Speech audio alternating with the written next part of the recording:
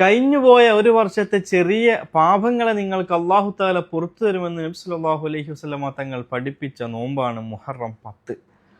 മാത്രമല്ല, റമദാൻ കഴിഞ്ഞാൽ നോമ്പ് നോൽക്കാൻ ഏറ്റവും ഉത്തമമായ മാസം മുഹറം മാസത്തിലാണെന്ന് നബി സല്ലല്ലാഹു അലൈഹി വസല്ലമ തങ്ങൾ പഠിപ്പിക്കുന്നുണ്ട്.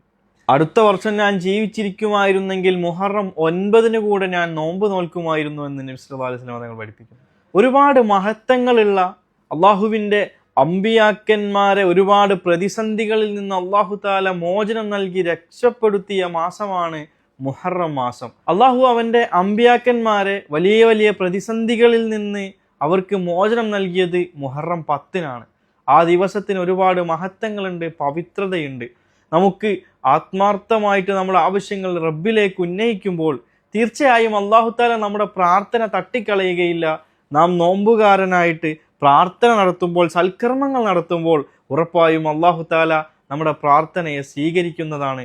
അല്ലാഹു നമുക്ക് ഒരുപാട് സൽക്കർമ്മങ്ങൾ ചെയ്യാൻ തൗഫീക്ക് നൽകുമാറാവട്ടെ.